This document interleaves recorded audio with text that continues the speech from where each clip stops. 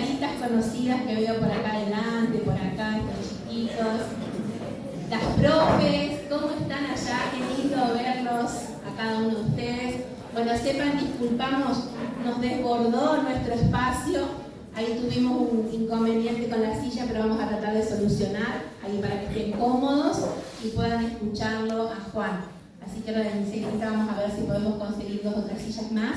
A las profes, sobre todo, acá hay lugar vacío, profe, acá hay 1 o 2 lugares, si quieren acercarse, por favor. ¿Sí? Bueno, traten de sentarse para que se puedan escuchar cómodamente. Bueno, ¿cómo están todos ustedes? ¿Bien? ¿Sí?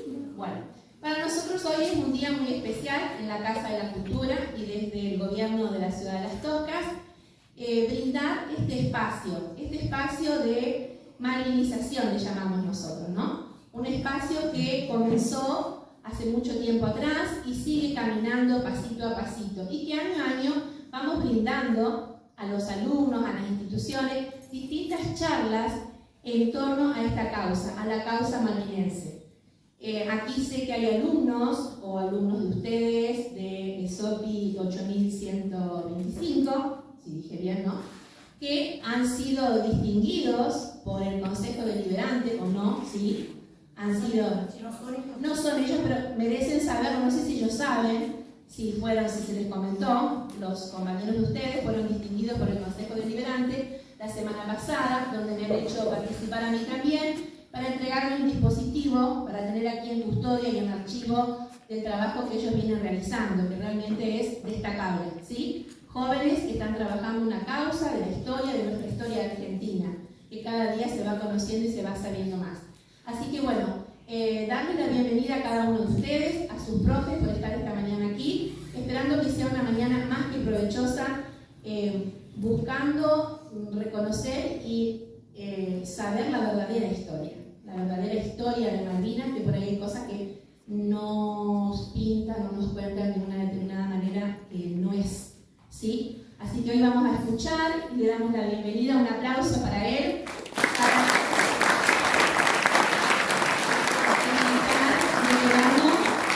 Juan Luis Aguilar.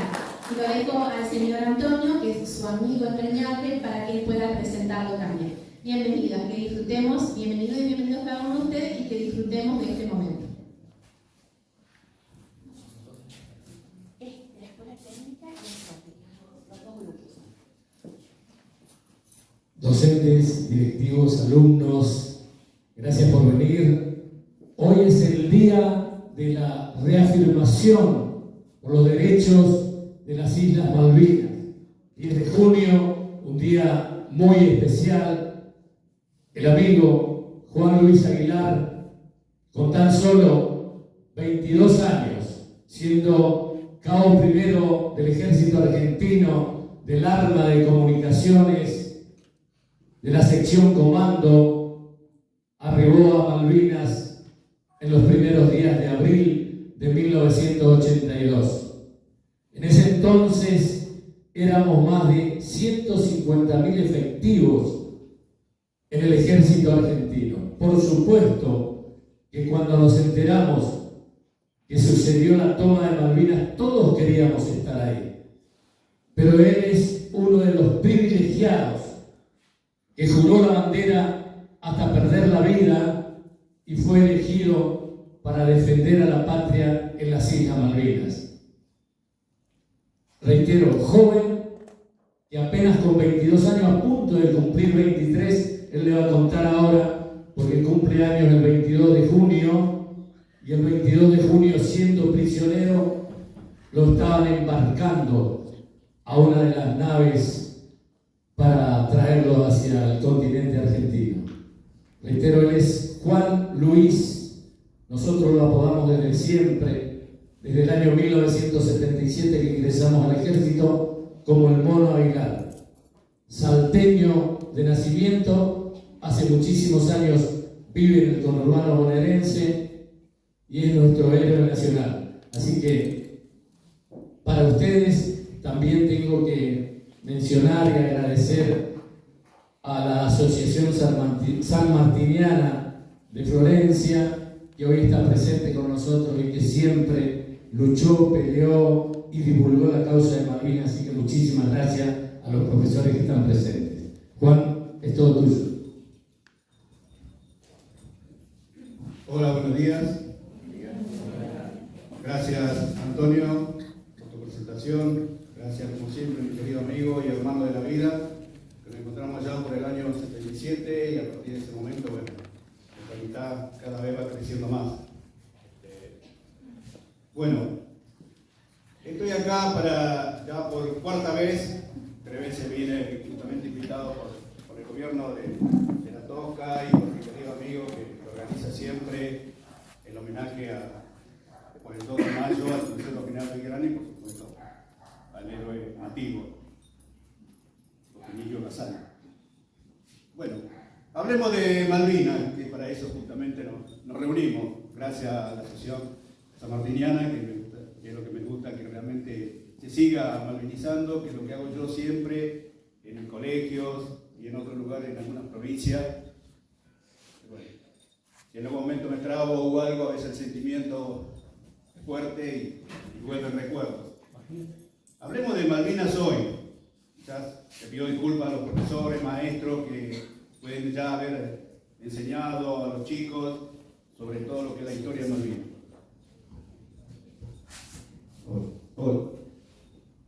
Malvinas, hoy, hablemos de Malvinas hoy. Las Islas Malvinas están compuestas por 2 islas principales, que es Soledad y Gran Malvinas, y alrededor de 200 islotes que la rodean.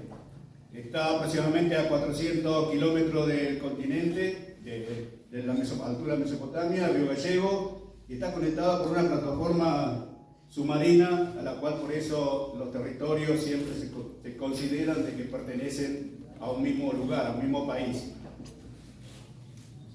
Hablamos de Malvinas, sus habitantes, que hoy se calcula de acuerdo a un censo que se hizo últimamente, está alrededor de los 4.000, todos de habla inglesa, y tienen su propia autonomía, su propia moneda, que es la libra malvinense, que sí tiene el aval de la libra esterlina, por supuesto de Inglaterra.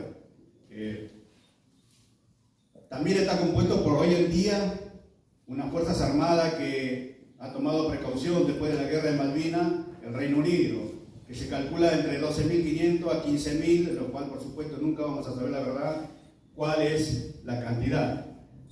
Se ha construido un nuevo aeropuerto en el cual está preparado con sus aviones ultramodernos que tiene ahora, tiene base misilística, está muy bien preparado, hasta una flota naval. O sea, han tomado demasiada precaución el día de hoy. Su industria, la industria es lanera y pesquera.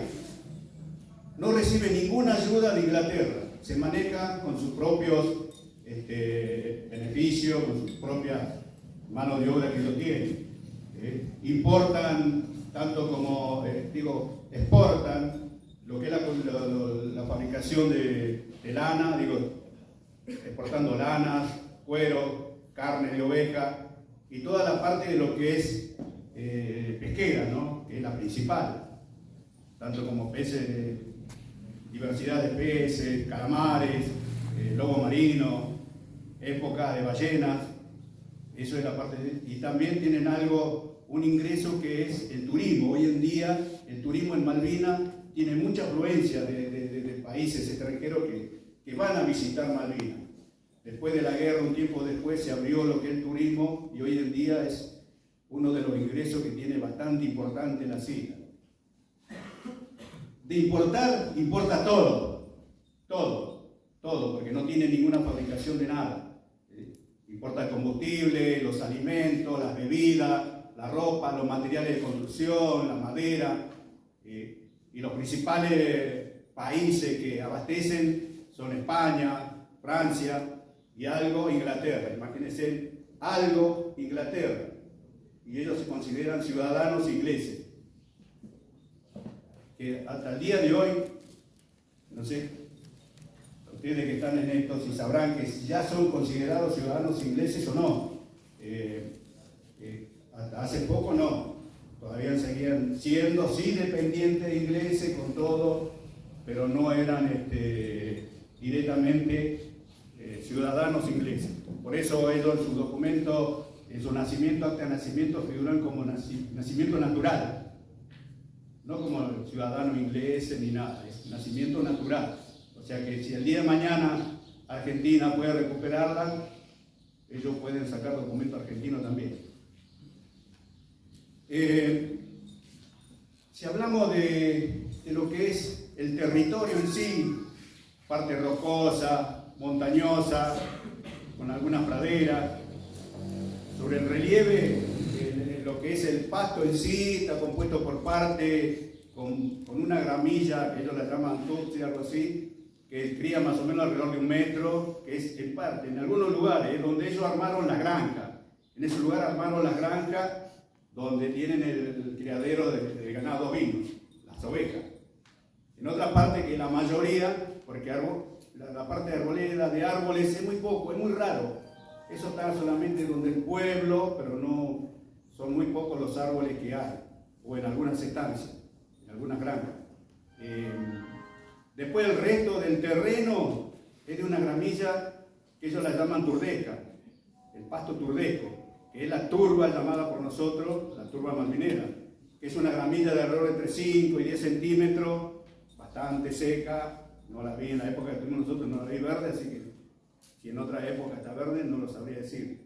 Es una gramilla que de alrededor entre 5 y 10 centímetros, que a nosotros en un principio nos llamó la atención, porque cuando llegábamos a alguna estancia veíamos en algunos galpones que había mucha acumulación, mucho acopio de esa gramilla, pero cortado en panes, de alrededor de entre 20 centímetros, alguna de 30 centímetros, 30 por 30, que no sabíamos realmente para qué era, cuál era la finalidad de eso. Nos llamaba la atención. Y después, bueno, con el tiempo nos fuimos dando cuenta que ellos la utilizan como leño, como carbón, porque la base de eso, más o menos cortan la base de unos 5 o 10 centímetros también, y eso tiene una base de carbón. Y así es como calefaccionan la vivienda, y por supuesto, al quemar eso se mantiene como el carbón encendido, pero al ir quemándose la tierra y el pasto larga mucho humo. Y por eso vemos que en las casitas así está permanentemente saliendo el humo por las chimeneas, porque utilizan ese tipo de leño, no tienen otro medio para calefaccionarse, no es que tengan instalación de gas y todo lo demás. Así que ese es lo que descubrimos después con el tiempo, de cuál era la forma, para qué eran esos panes que estaban en esos lugares, que después, bueno, nos fuimos aprovechando también nosotros en los primeros tiempos para calefaccionar las trincheras. Así es que el pasto como le estaba diciendo, todo lo que ellos le llaman, nosotros le llamamos turba, ellos turbeca, pues no sé por qué, cuál será la diferencia. Así como les quiero contar todo lo que es la parte de Malvinas, para que sepan lo que es hoy. Pero para el hoy tenemos que retroceder al principio de todo, desde el momento en que fueron descubiertas las islas. Según los libros, fue avistada por Américo Vespucio allá por el año 1501. Y como no le llamó la atención, él fue y la llamó tierras incógnitas porque no encontró nada. No había nada alrededor, y creo que en esto también está en el pensamiento de cada uno, que no había nada en el interior, porque antes, en esa época, salían todos los europeos, salían con sus naves a buscar territorio, a buscar riquezas en sí. Lo podemos ver en alguna ilustración de Cristóbal Colón cuando regresa a España con un montón de indios y sus riquezas. Entonces, bueno, no era tanto el descubrir algo, sino tratar de qué es lo que se podían llevar también. Entonces, como no había nada en Malvinas, la llamó tierras incógnitas y no la reclamó nada.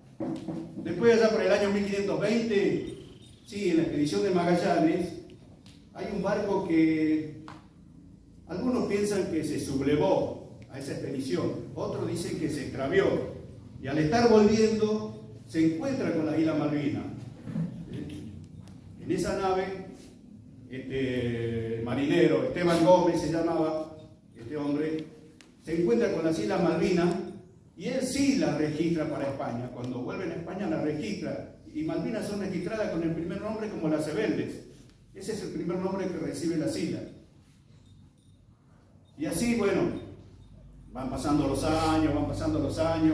Inglaterra, por supuesto, como siempre, se adueña de todo y por el año 1590 llega a Malvinas y también se adueña de Malvinas y ellos son los que nos nombran como Falkland a las islas, en honor a un conde que había pagado la expedición y todo eso, eso la nombran así. Luego van pasando los años y cuando se forma el Virreinato del Alto Perú, allá por el año 1765 aproximadamente, son los encargados de visitar las tierras de Malvinas. Y al ver que estaban, para ese tiempo, en todo ese lapso, Malvinas pasó de los españoles, ingleses, holandeses también fueron ahí. Cada uno que pasaba ponía su bandera y es nuestra. Así como también llegan hasta los franceses, llegaron. Los franceses también, así como los ingleses le fueron poniendo nombre, los franceses la bautizan como la isla Maloines, o Malois. Es el nombre que recibe por parte de los franceses. Después de ahí que del Alto Perú, cuando toma conocimiento de que todo lo que estaba pasando en la isla, España hace el reclamo para poder recuperarla porque ellos son los primeros que la habían asentado a la isla. Porque cada descubrimiento se asentaba en la parte europea, en el Parlamento Europeo, lo que sea, ya quedaban asentadas, registradas el nombre de ese país. Porque ellos salían a colonizar distintos lugares para aprovechar y sacar su riqueza.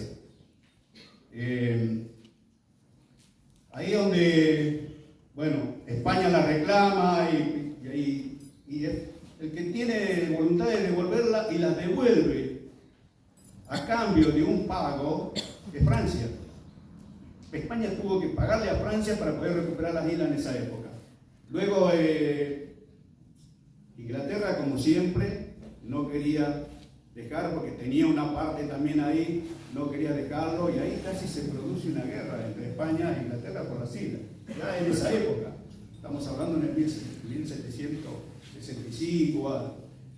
Luego que se forma el Virreinato del Río de la Plata, por el 76, 1776 creo que fue, ahí sí, como cercanía, quedan las islas para ser administradas por este virreinato. Ahí donde se nombra al primer gobernador, Felipe Ruiz Puente, que es el primer gobernador designado en las Islas Malvinas por el Virreinato del Río de la Plata. Él es el que se encarga de empezar a construir algo, algunas casas, algunos cuarteles. Ellos les llamaban cocina porque eran comedores comunes para todos los habitantes de ahí, que no eran muchos. Y es el creador de la primera capilla en la isla Soledad, justamente donde está ahora la zona del puerto argentino, forestal para ello, ahí donde se crea la primera capilla en las Islas Malvinas. Luego pasan los años y hasta ya por el año 1810, con los fáticos que Argentina busca su liberación, su independencia de España, hasta lograrlo en el 1816, que Argentina, bueno, España entrega lo que es el territorio argentino, donde se divide, porque antes el Virreinato del Río de la Plata estaba compuesto por Uruguay y Buenos Aires, y algunas provincias que no eran todavía divididas como lo que es ahora. Ahí donde se logra logramos independizarnos de España, y por supuesto, a partir de ese momento queda en algunos libros, figura algo gracioso, que España deja el territorio argentino y deja como herencia las Islas Malvinas. O sea que figura en algunos libros que la Isla Malvinas es una herencia que nos deja España a nosotros, cuando en realidad está integrado a nuestro territorio. Es algo gracioso, cómico. Así de como que por el año 1820 Argentina designa a alguien para ir, que es el coronel de Witt, que es el primero que va a las Islas Malvinas, ese cargo, y un tiempo después ya nombra un gobernador, que hay una confusión ahí. Hay dos personas que en un libro figura uno, en otro libro otro, pero en realidad el gobernador fue Carlos Areguati, que es el primer gobernador nombrado en las Islas Malvinas, gobierno patrio, ya argentino, porque el anterior había sido español, nombrado por el Virreinato del Río de la Plata. pero en realidad el que fue gobernador fue Carlos Areguasti y Luis Bernet fue comandante militar. Ahí es donde está la confusión de que eran nombrados gobernadores uno o el otro, por eso figura en algunos, hasta Luis Bernet figura en algunos como gobernador, y en realidad fue comandante militar, por su grado que tenía. Y él viaja con la familia a Malvinas, él viaja con su familia. También ahí hay otra confusión, porque ahí nace, ahí ocurre el primer nacimiento en las Islas Malvinas, que es la hija de Luis Bernet, que lleva el nombre de Malvinas.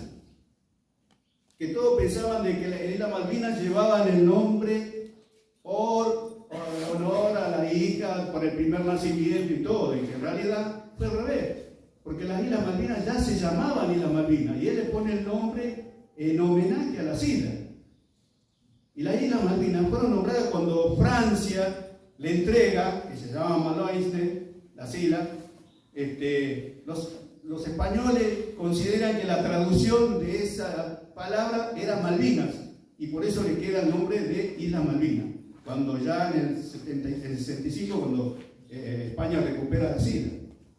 Por eso, esa es una confusión que a veces, con el nacimiento de esta criatura, pero en realidad era el nombre en homenaje a las Islas Malvinas que le puso. Así pasó poco tiempo, porque ese nacimiento se produjo allá por el 1829. 2 años después, en el 31, Francia vuelve, al enterarse de que Argentina se hizo cargo de las islas, vuelve a recuperarla porque consideraba de que ellos se le habían vendido a los españoles. Entonces como que los españoles tenían que haber algo y volvieron, pero fueron rechazados todo eso porque ya había tropas argentinas en las islas. No mucho, pero ahí es donde rechazan eso. Lo más traumático viene después, 2 años después, porque ya a fines de diciembre del 32, Inglaterra viene y desembarca en las Malvinas. Vuelve de vuelta con el intento de usurpación, que lo logra un par de días después por el fracaso. El 4 de enero de 1933, 1830. Gracias. Usurpan las islas nuevamente y sacan a todos los Malvinas, a todos los argentinos que había ahí. Los expulsa directamente. Pero hay un grupo de gauchos, indios charrúas, como les decía en ese momento, en que no, se sublevan. Se calculaba que eran alrededor de 8, entre 8 y 10 los gauchos. Pero son los que se sublevan, son los primeros rebeldes que no quieren entregar ni que se cambie el paño argentino. Ellos llevaron bastante tiempo ahí, en todo ese tiempo que estaban en la isla venían, hacían su incursión, robaban las banderas, hasta llegaron a izar la bandera argentina en la casa de gobierno, y hacían todo eso, pero en algún momento se enfrentaban y así se fueron disminuyendo, tanto que unos cuantos meses después, se calcula alrededor de 8 meses que tardaron los ingleses en capturarlo. Lo capturan. Hay una versión en la cual fue juzgado en una fragata ahí en la isla y no se sabía el destino real de ese gaucho. Después hay otra versión que fue llevado a Inglaterra, juzgado, cumplió con su condena y después lo trajeron, lo dejaron en Uruguay y nadie sabe el destino final. Pero ese gaucho tiene un nombre. Ese gaucho que estaba a cargo de eso se llama Antonio Rivero. Y muchos de nosotros argentinos a veces no le damos bolilla a eso. Y ese gaucho está estampado en un billete de circulación actual. Por eso me gustaría saber si alguno sabe, de los chicos, en qué billete de circulación actual está estampada la figura del gaucho Antonio Rivero.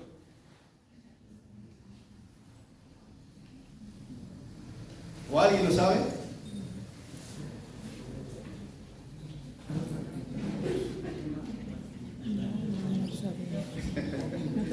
Es gracioso, porque es una parte como para romper el hielo con todos ustedes. Si ustedes se fijan en un billete de circulación actual de 50 pesos, que de un lado tiene Malvinas, en la parte de atrás tiene un gaucho con una bandera. Bueno, él es la representativa del Antonio Rivero. Fue el primer gaucho, el primer héroe que hizo frente a los ingleses y lo mantuvo a raya bastante tiempo.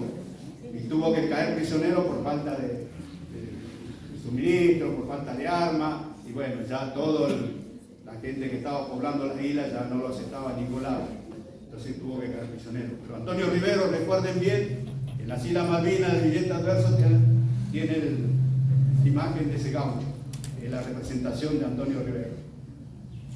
A partir de ese momento, Argentina empieza con todos los reclamos diplomáticos habido y por haber para recuperar las islas. Han pasado bastante tiempo en que Argentina reclama y muchos no son escuchados, porque bueno, los reclamos todos recaían en Europa, y por supuesto Europa, Gran Bretaña, Reino Unido, era parte de ellos, y así se fue rechazando. Hubo allá, no me acuerdo bien qué año, cuando la Organización de Naciones Unidas se forma como organización, una de las primeras leyes que saca o dictamen que larga es la descolonización de los países que tenían, ya sea que estaban usurpados o estaban invadidos por otros países, para que devuelvan ese territorio a los países correspondientes. ¿A quién le correspondía? Bueno, algunos países sí acataron esa decisión, otros no. Por supuesto, ya sabemos quién no. El Reino Unido, Inglaterra, fue uno de los rebeldes que dijo no. Pero más adelante fueron apretados de tal forma, exigencia, que llega un momento en que sí, aceptan negociar y compartir las islas con Argentina. Pero la cláusula que ponían es que si los Kelper aceptaban eso, si los Kelper aceptaban que Argentina e Inglaterra compartieran las islas. Por supuesto, hubo un plebiscito y el resultado fue obvio. Los Kelper, que ni siquiera han considerado ciudadanos ni tenidos en cuenta, dijeron que no, querían ser dependientes de Inglaterra. La mayoría de los Kelper de ellos son descendientes de inmigrantes, ninguno es inglés en sí, son muy pocos los descendientes de ingleses, pero la mayoría de ellos son todos descendientes de inmigrantes, de que cada barco que pasaba por ahí dejaba alguna familia, alguien, y así se fueron armando de varios países, tanto chilenos, habitantes argentinos. Cuando llegamos nosotros a Malvinas había pocos y hoy hay menos. Después de eso, bueno, siguieron pasando los años con toda la negativa, se siguió haciendo los reclamos diplomáticos, y ya más o menos, ya por el año 1976, cuando la Argentina sufre un golpe de Estado por parte de los militares y se forma el gobierno de facto, en el 78 se produce un conflicto con Chile. En ese periodo también empieza a haber un conflicto, una versión, algo de que Estados Unidos advertía a Inglaterra de que Argentina podía producir algo, entre ellos una invasión armada. Y ahí donde Inglaterra, a través de sus cancilleres, hace una propuesta también, en lo cual Argentina no acepta, porque la propuesta era administrar la isla en conjunto, pero solamente con que Argentina figurara en el papelito nada más, no en la economía de la isla, ni en las decisiones de la isla. Y eso fue rechazado por esa Junta, por supuesto. Y es así como que van pasando los años, y Malvinas no fue una sorpresa para muchos de nosotros, sí, quizás para la ciudadanía, recuperar las Islas Malvinas. Ya se venía hablando. Por eso los cancilleres se reunían mucho, el canciller argentino y el inglés se reunían mucho en Estados Unidos para tratar de llegar a un acuerdo sobre eso y no llegar a un conflicto. Después se dejó como que, quedó ahí, pero Argentina ya tenía previsto esto. ¿Sí? Por eso para el año 81, en la mayoría de las unidades se buscaban 3 o 4 personas y se los juntaba a todos en un lugar, y se hacía entre 15 y 20 días cursillos tipo comando, llamados cursillos tipo comando. Y la finalidad que nos decían, porque yo lo hice 2 veces en eso, la única que teníamos que dar, que en eso era para hacer un ejercicio en conjunto con las 3 fuerzas en la zona del sur, en la zona de la Patagonia. O sea que nos estaban preparando para algo, que nosotros no teníamos conocimiento en ese momento. Después, ya para el año 82, con el presidente Galtieri, el general Galtieri, se empieza a armar, la Armada empieza a preparar su gente, llamado Operación Azul, la Armada, porque teóricamente iba a ir la Armada sola. Después agregan al grupo de un regimiento de militares, a cargo del general García, y él lo llama, cuando se juntan todos, y el día 28 de marzo, cuando ya sale toda la flota hacia Malvinas, lo bautiza como Operación Rosario. Ellos iban embarcados en el buque Trinidad, Lara Trinidad. Y la Operación Rosario, él pone el nombre porque después lo dice, es recordando que allá las invasiones inglesas, tanto los criollos como los uruguayos, se encomendaron a la Virgen de Rosario. Por eso él también se encomienda a la Virgen de Rosario y la bautiza así, Operación Rosario, para el desembarco en Malvinas.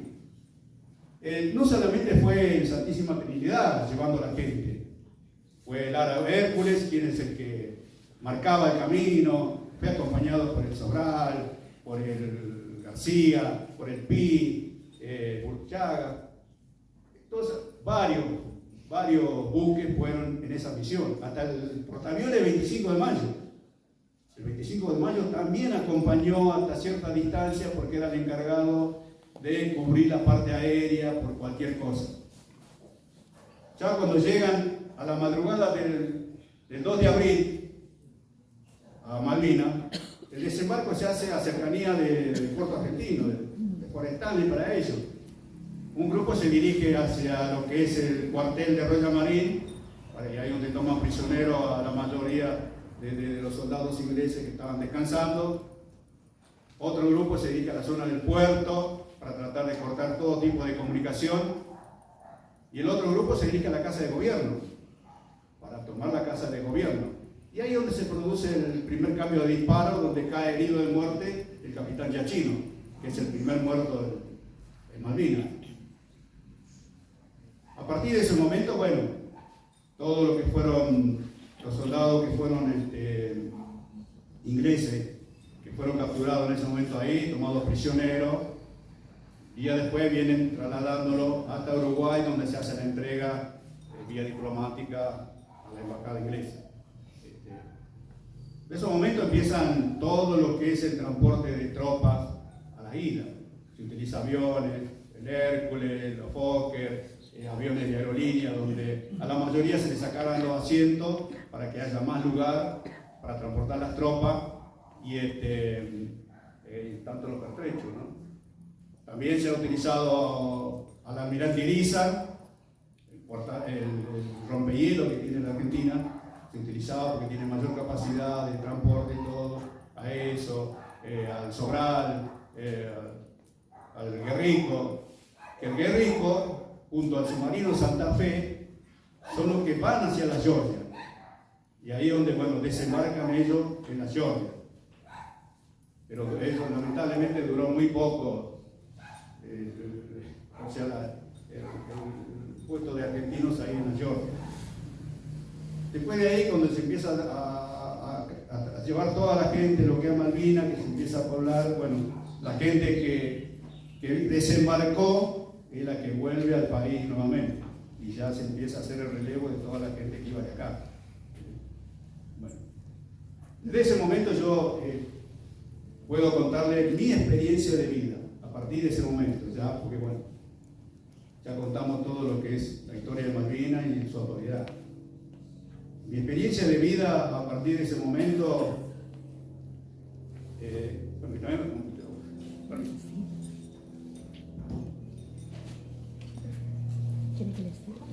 no, está bien. Gracias.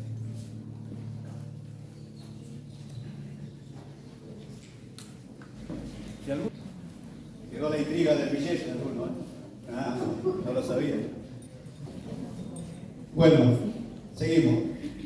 A partir del momento ese, el día 2 de abril, nosotros estábamos dando, yo pertenecía a la compañía de comunicaciones con asiento en Palermo, en pleno centro, en Buenos Aires, en pleno centro, compañía de comunicación. Había ingresado aproximadamente hace unos 45 días la nueva clase, la clase 63. La clase 62, prácticamente la mayoría se había ido de baja, muy pocos quedaban hasta que volviera la 63 a la unidad.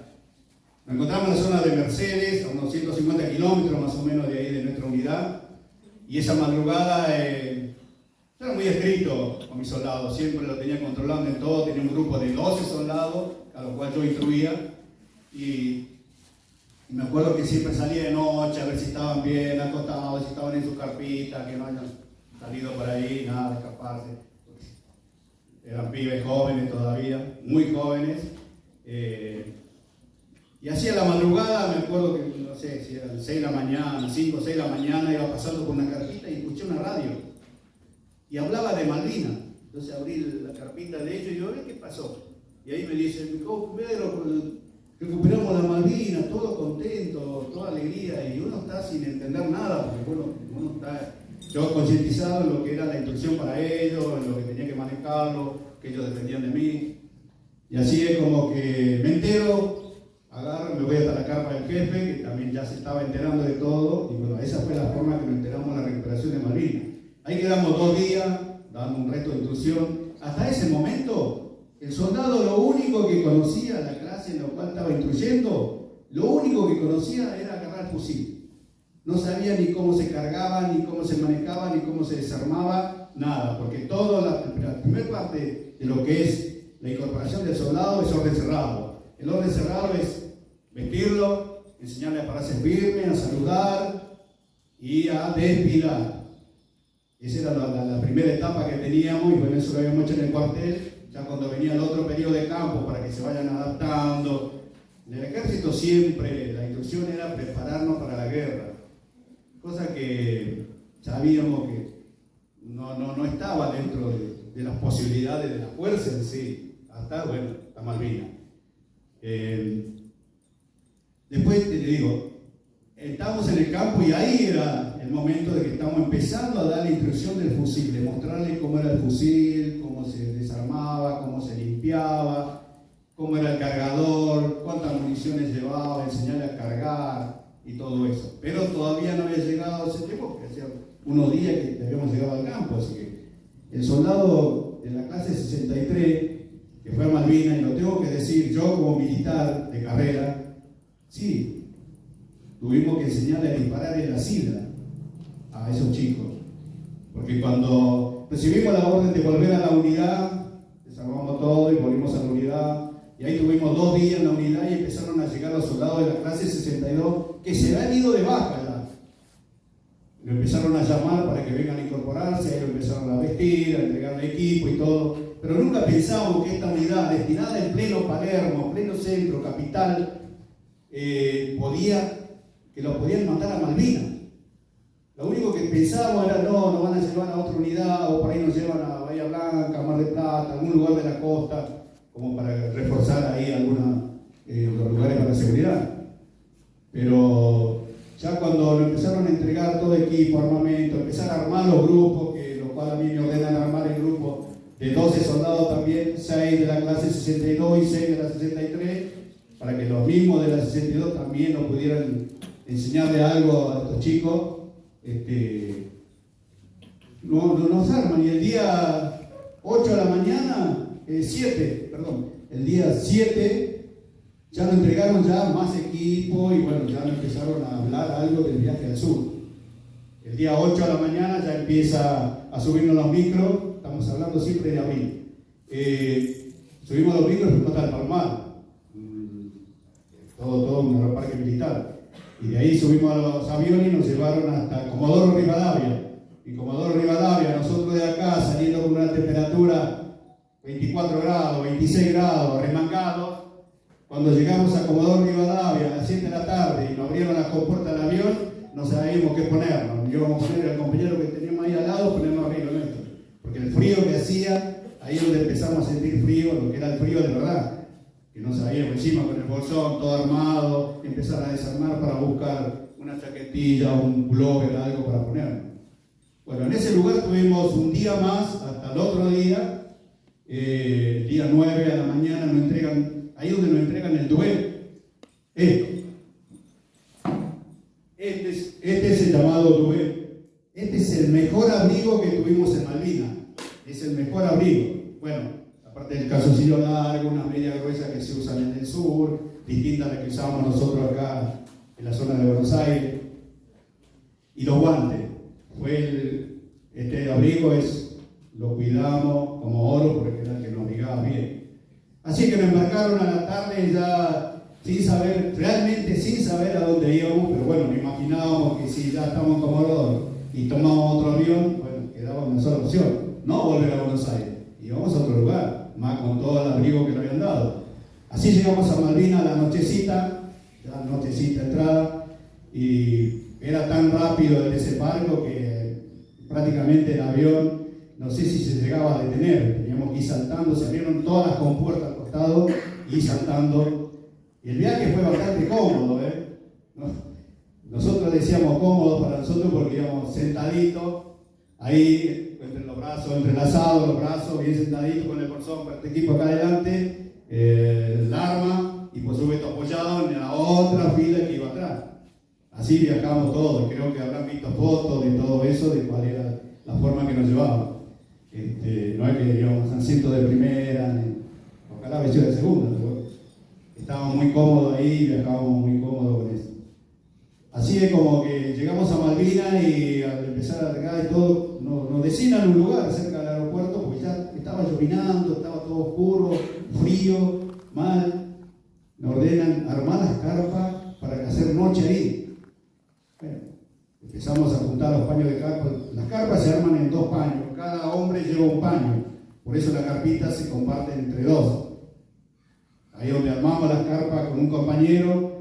El problema estaba en que cuando quisimos clavar las estacas, no había forma de que la estaca se mantenga porque la tierra era muy permeable, era muy frágil, era como clavar la estaca en la arena. Entonces le poníamos la estaca, buscábamos alguna piedra o algo para que quede algo, y si no, así nomás. Y directamente así como caída, nos metíamos abajo a cubrir y a tratar de descansar. Al otro día, bueno, no llovía, pero estaba nublado, frío, y ahí empezó el transporte hacia el interior de la isla. Ya cuando de ahí de la isla hay más o menos 3-4 kilómetros, ya empieza el ingreso al pueblo. Normalmente está conectado el aeropuerto con el pueblo mediante una franja terrestre que se utiliza como camino para vehículos y eso, tipo cuello de botella. La unidad nuestra estaba compuesta por una unidad de comunicaciones. La compañía de comunicaciones es la que brinda comunicaciones a todas las unidades que están en el territorio. A toda la fuerza tiene que brindarle comunicación. Y llevábamos una sesión que era de comunicaciones con los equipos de comunicaciones, con la radio y todo eso, un equipo de seguridad, de comando y seguridad para ese centro de comunicación a la cual yo pertenecía con mi grupo. Éramos 3 grupos que pertenecíamos a esa sesión, de 12 hombres cada grupo. Había una sesión alámbrica que era encargada de hacer un tendido alámbrico, por la duda fallaban las radios, que es lo que después se tuvo que ocupar demasiado, que era el tendido alámbrico para poder comunicarnos mejor, porque las ondas de radio que emitían la radio eran captadas por el enemigo en el comienzo de la guerra, y por supuesto no se podía estar en ese lugar porque enseguida te bombardeaban. Así como toda la sesión nuestra, llegando al pueblo, para la compañía, y parte de la compañía queda en un Zoom en el pueblo, en un Zoom, en un gimnasio, que abajo era un cine y arriba un gimnasio grande, muy grande. Ahí queda parte de la compañía, la mayor parte de la compañía nuestra. La otra parte, que era el equipo de radios y nosotros los de seguridad, seguimos hasta Modi Brook, donde era el cuartel de los Royal Marines, de los militares ingleses, que estaba precisamente a unos 7-8 kilómetros del pueblo. Cruzando ese cuartel había un galpón, y ahí es donde nos hacen instalar en un principio los equipos de radio. Ahí nosotros, como seguridad, teníamos que estar a cierta distancia y empezar a cavar los pozos, las trincheras, para instalarnos ahí, para brindarle seguridad a ese centro de comunicación. Cuando uno empieza a cavar eso, bien, de acuerdo a los reglamentos que teníamos, uno trataba de ver la medida y todo lo demás, pero había que hacerlo para que entren 12 personas más yo, 13 en total. Empezamos a cavar y bueno, llegamos más o menos a la medida a la cual uno se mete al pozo y tiene que quedar con la cabeza afuera para poder mirar el campo. Empezamos a ver que brotaba agua, mucha humedad. Entre esa humedad se empezó a acumular agua. Entonces empezamos a buscar madera, lo que había para poner en el piso. Y por la falta de experiencia en eso, para todos, sí, hicimos el pozo nada más así, buscamos unos tachos que había cerca del cuartel de ellos para poder sentarnos. Y la vigilancia era 24 horas. Entonces aquel que podía sentarse, dejábamos que duerma, se sentaba, dormíamos sentados todo ese tiempo. Que fue en el principio, fue hasta que nos enteramos de que Inglaterra había mandado toda la fuerza naval a recuperar las islas. A partir de ese momento, bueno, se toma otra medida, ya el centro de comunicaciones lo evacúan al pueblo, ya cerca de un colegio que estaba cerrado, cerca de la entrada al pueblo, entre el pueblo y el aeropuerto. Por eso ahí queda un centro de comunicaciones, en una de las oficinas se instala lo que es la parte de comunicaciones, y a nosotros nos vuelven a mandar de nuevo a cavar pozos en la costa, en la parte de la costa, de ahí del puerto argentino. Pero ya veníamos con otra experiencia de pozo, entonces bueno, hicimos un pozo más grande, con un poco más de comodidad, ya en el mismo terreno adentro hicimos una especie de banco donde se podían descansar más de otra forma, ya habíamos cambiado, y trajimos un montón de madera y todo eso que podíamos para poner en el piso, y ahí hacíamos turnos para poder ir sacando la humedad, el agua que se acumulaba ahí. Así pasaron los días, que lo cual era una incógnita y no saber qué es lo que iba a pasar, no teníamos más información porque estábamos un poquito alejados de lo que era el centro de comunicación y todo eso. Entonces, bueno, prácticamente nuestro grupo no tenía comunicación en sí, no sabíamos qué es lo que estaba pasando, más nada. Después hubo versiones de que sí había llegado a la flota, pero primero acerca de la Georgia, donde fueron recuperados, donde ellos recuperaron la Georgia. Lo primero que hicieron allá por el 25 o 26 de abril, donde cae la Georgia primero.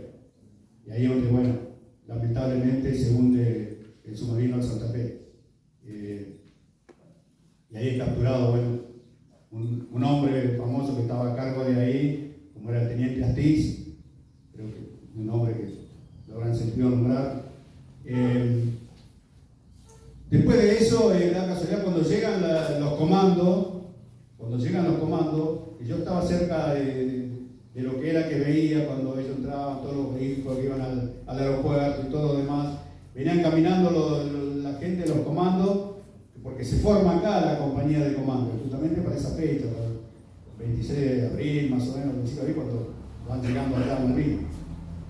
En eso venía adelantado un hombre, un teniente primero, de apellido Márquez, ingeniero, un hombre que el año anterior yo hice el curso de comando, intenté hacer el curso de comando en una palabra, tuve casi 60 y pico de días haciendo el curso, no lo pude terminar porque en un salto nocturno en Córdoba me disloqué los hombros, porque nos lanzaron mal de noche por toda la ladera de una montaña y caímos mal, algunos se fracturaron los tobillos, otros rodillas, entonces ahí se me cortó el curso para mí y no lo pude terminar.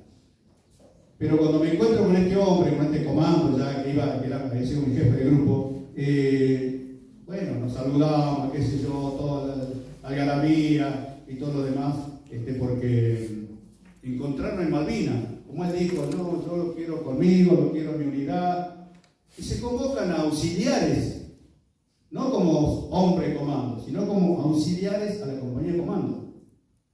Se han nombrado a varios hombres, entre ellos fui nombrado yo, buscado yo, que el jefe de mi jefe de unidad no quería darme porque estaba a cargo de un grupo y todo eso. Pero bueno, quedó ahí, quedó en eso, no me otorgó en ese momento el jefe de unidad. Después, cuando llega el 1 de mayo a la madrugada, nosotros con toda la vista del aeropuerto, más toda la vista del mar de este lado, sentimos, no sé, sentimos un cimbronazo, sonó la alarma, primero la sirena del aeropuerto, una sirena muy fuerte, y sentimos un cimbronazo y caída de piedra, y estábamos más o menos a unos 600 metros donde cae la primera bomba. Y para nosotros es como que se nos movió todo el piso, y después comprobamos que se había corrido el piso, que prácticamente la trinchera que teníamos se había cerrado un poco. Y ahí se cayó por la onda expansiva, cayeron un par de soldados que estaban ahí afuera, los que estaban haciendo vigilancia, y se voló parte del techo que teníamos armado nosotros ahí, se voló todo eso, pero todo por onda expansiva, pero después siguieron cayendo otras bombas. Y esto fue toda una acumulación de eso que después ahí tuve soldados que empezaron a sangrar de la nariz, del oído no había ninguno, pero de la nariz había 3 que empezaron a sangrar, que se asustaron porque pensaban que estaban heridos y gritaban. Y eran mis soldados, yo era su jefe de grupo y tenía que calmarlo, que prácticamente la confianza que teníamos era una comunión muy linda que teníamos porque había muy poca diferencia de edad entre nosotros. Y al estar ahí, yo siempre decía, bueno, acá estamos todos, si me van a matar a mí, te van a matar a vos también, te van a matar a vos y a mí, a cualquiera, te va a tocar a cualquiera. O sea, era como una comunión que teníamos con mi grupo. Y por eso el día de hoy es la amistad que tenemos con ese mismo grupo, que todavía nos seguimos considerando amigos y hermanos de la turba marinera, como decimos siempre nosotros. Por eso uno queda, la verdad que empecé a mirar a mis soldados que se tiraban al piso, que lloraban, que gritaban, y algunos que gritaban que estaban heridos, que iban a morir.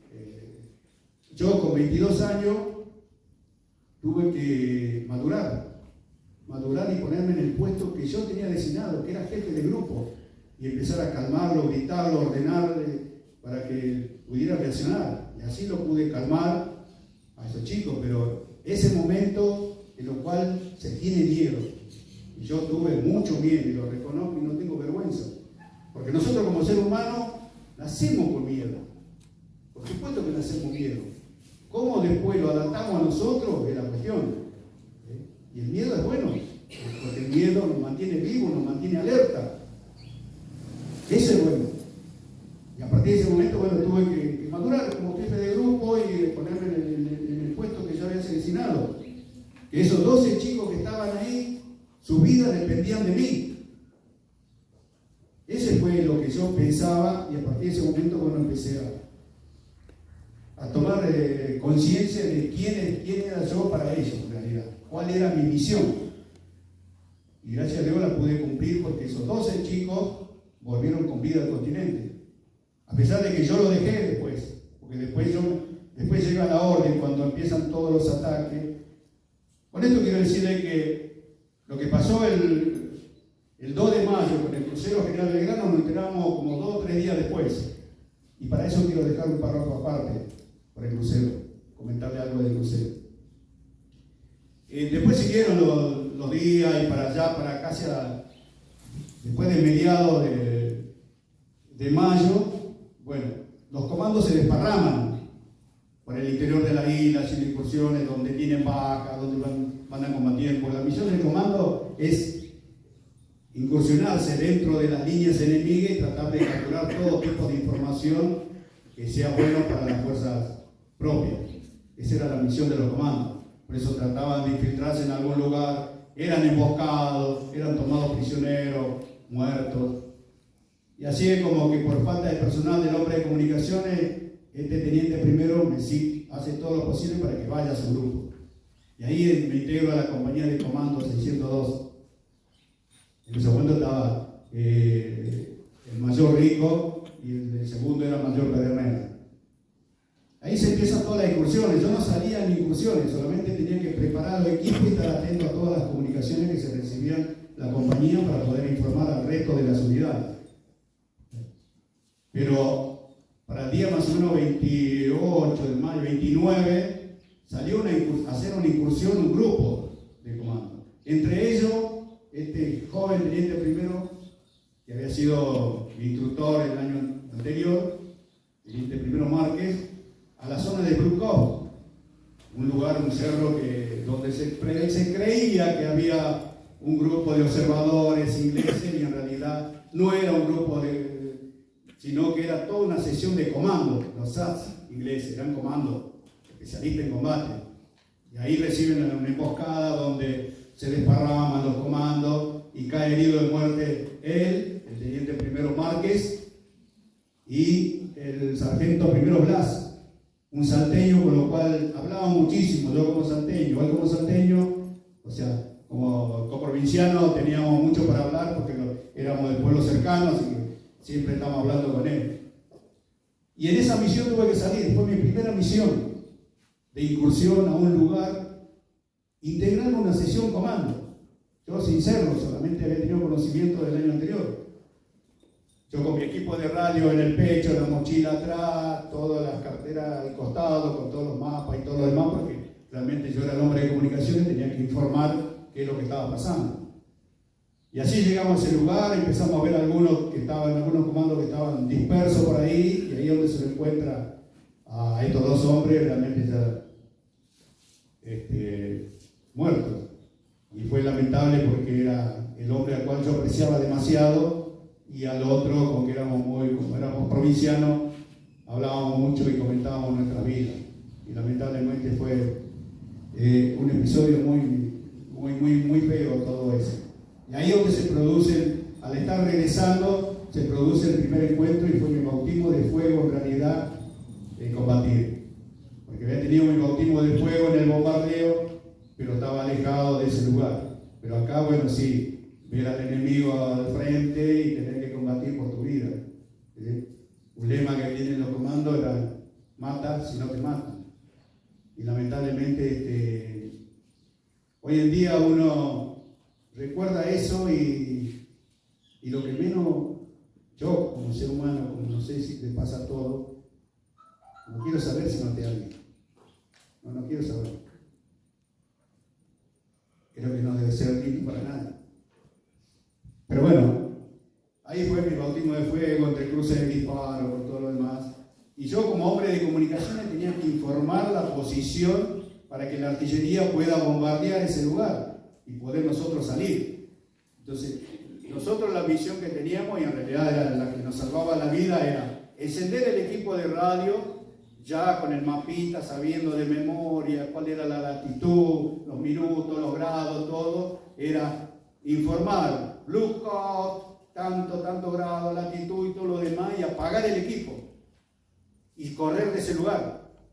Que lo hice junto a un sargento primero Martínez, lo hice de ahí, corrimos los dos juntos y empezaron a caer. Cayó el primer mortero en ese lugar, donde estábamos nosotros con el equipo, y todas las balas fueron dirigidas ahí. Nosotros ya nos corrimos a otro lugar. A partir de ese momento, bueno, nos replegamos, teníamos la base, lo que era, ¿a dónde habíamos tenido el centro de comunicaciones? Primero nosotros, ahí detrás de donde tenía el cuartel, el Modi Group, que era el cuartel de los Royal Marines. Y ahí, bueno, empezamos a enterar de todo lo que donde se estaba combatiendo, del desembarco, de lo que había pasado en San Carlos. Son todas cosas que uno se fue enterando por las versiones que teníamos del resto. Son cosas que yo no las viví porque, bueno, por eso no se lo estoy contando. Pero sí, uno de lo que leyó y fue comentando con otros compañeros en reuniones de veteranos que tuvimos, era saber de cómo uno se va enterando de a poco todo lo que es, en realidad, la historia de cada uno, de cada persona que vivió en Malvinas, que todos vivimos distintos. Son muy pocos los grupos que vivió algo parecido. Son muy pocos los grupos. Son los que integraban cada grupo, cada sesión, cada compañía, todos los combates que había. Porque hubo muchos combates, muchos actos de heroísmo, que algunos fueron estampados en algún libro, o recompensados, o premiados con alguna medalla del Congreso. Pero también hubo muchos actos de cobardía en Malvinas. Muchos actos que el mismo tipo se pegaba un tiro en la pierna o en el brazo, lo que sea, para ser evacuado del lugar. O se vendaban arriba de la cara, de la cabeza, por vendarse nada más para ser evacuado. O inventaban un montón de cosas. Eso lo vi. No lo estoy contando porque alguien me lo contó. Eso lo vi, muchos actos de cobardía. Hasta un jefe de unidad, un jefe de compañía hizo un acto de cobardía. abandonó su unidad, por miedo, abandonó la unidad. Está bien, todos después fueron juzgados como correspondía, degradados y echados del ejército porque no era lo que le correspondía a un militar, a lo que la palabra, lo que había jurado en sí el militar. Después, bueno, sí, tuve otras incursiones en otro cerro, Pradera del Ganso, que había algunos combates, pero ya eran más diseminados. Lo peor fue a partir del 11 de junio. A partir de ese momento fue lo peor.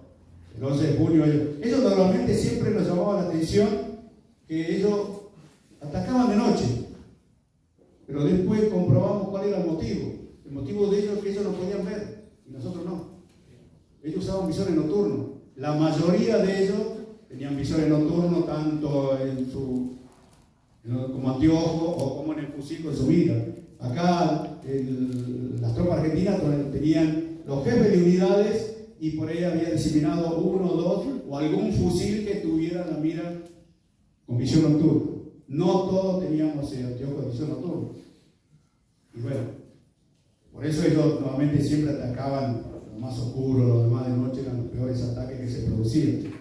Y los ataques de ellos nuevamente eran a través de desembarco de helicóptero que te lo venían, te lo ponían ahí al frente, ahí desembarcaban, combatían y todo. Y ahí levantaban sus propios muertos, por eso cuando se habla del número de muertos, ellos solamente tienen 250, creo, 225. Son los que figuran ingleses muertos.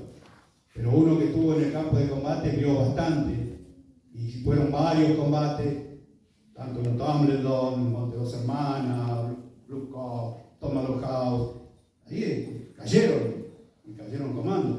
Pero lo que pasa es que ellos cuentan ingleses. El ejército de ellos estaba compuesto por más galeses, escoceses, gurkhas. O sea, había más gente en lo cual ellos no cuentan eso. Cuentan solamente el inglés, descendencia inglesa, sangre azul para ellos. Por eso el número es muy poco comparado a lo que tenemos nosotros. Los 326 de Malvinas, que en realidad no serán 326 porque hay algunos que murieron en el continente. Más, por supuesto, los 323 del crucero General Belgrano. Así fue como que a partir de la noche del día 11 de junio empezaron a lanzar ellos el ataque final, llamado así por ellos, y a combatir y todo, donde bueno, ahí tuvimos que poner el pecho todo para combatir y estar a aguantar esos 3 días, incluso hasta el día 14, creo que de Ghost Green, se llamaba el lugar, sí, Monte Dos Hermanas, donde estaba el Regimiento 7 y la parte del BIN 5, Batallón de Infantería Marina número 5, donde sí, nadie quería aflojar, nadie quería dejarlo. Nosotros la parte de los comandos, de la compañía de comando estaba diseminada, tampoco quería aflojar. Y ya se había firmado el acta. Ya habían entrado un grupo de militares ingleses a Puerto Argentino. Estaban en la casa de gobierno firmando el acta con el general Menéndez, la rendición, entre comillas rendición porque no era una rendición. Malvinas no es una rendición. Se firmó donde se tacha, donde querían poner ellos la rendición. Menéndez lo hace tachar esa frase para que se ponga como un alto el fuego y retiro de tropas. Que no sea una rendición. Es un alto el fuego a la guerra y el retiro de tropas argentinas de la isla. Eso es lo que se firmó. Así que nosotros estábamos todavía, después del mediodía, seguíamos combatiendo, llegando, retrocediendo, porque era demasiado el fuego que recibíamos de frente, y ahí donde mueren varios, hay muchos actos de heroísmo, hay gente que se quedó combatiendo para que el resto del grupo, había un soldadito muy joven también, que muere del 1005, que se queda arriba de un cerro combatiendo con una ametralladora. Normalmente la ametralladora necesita tener un abastecedor, y él se quiso quedar solo, un norteño, o algo así, no me acuerdo el apellido bien ahora, no me sale, disculpen. Paul Pronieri.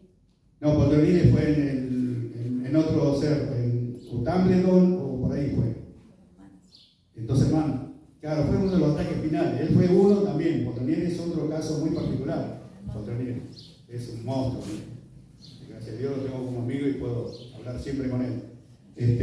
Pero este fue otro soldadito, un cabo primero, pues se quedó en el BIN 5 y después lo encontraron muerto. Después del 14 lo encontraron muerto en ese lugar, junto a su ametralladora, que pudo detener toda una compañía de ingleses para que el resto del BIN 5 se pudiera replegar, y así fuimos replegando hacia atrás, hasta que bueno, llegamos hasta cerca de Modi Blue y ahí ya no había más nada que hacer. Ya estaba ahí.